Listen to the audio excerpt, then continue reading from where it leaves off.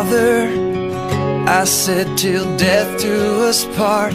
I want to mean it with all of my heart. Help me to love you more than I love her. Then I know I can love her more. As I with Christ in my visit, in our vessel, we can smile at the storm. So kung ano mang merong mga gumugulo sa isip natin ngayon, shusho tayo muna ha. Mag-enjoy tayo sa tabi nito. Make her what you want her to be. I pray to hear her heart. I pray she'll love you more. I pray to cherish and serve her, and will bring you glory today. I pray, I pray. Father, I said till death do us part. I want to mean it with all of my heart. Help me to love you more than I love him.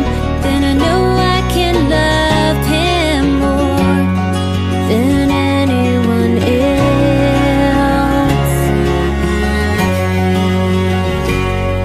And bring him in your presence today. Make him what you want him to be. I pray to hear his heart. I pray he'll love you more. I pray to strengthen and serve him. Will bring you glory today. I pray. Lord, help me love her as you love the church, your Sa bride. inyong mag-asawa. Sabi ko nga kanina, lagi ko siyang pinipilit. Kasi kahit na dumating yung pagkakataon na mangyayari o hindi man ngayon, in the future, mangyayari pa rin yun, pero pipiliin at pipiliin ko pa rin siya. Kasi nangako kami sa isa't isa. Nangako kami sa isa't isa. I pray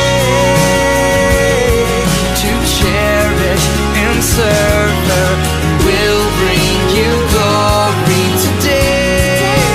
I pray to hear her heart. I pray she'll love you more. I pray to cherish and serve her, will bring you glory today. I pray.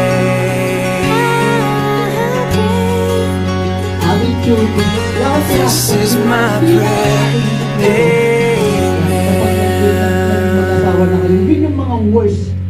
Hindi lang ito sa sitwasyon na nadadala niyo. Ito yung mga worst na kailangan mong tanggapin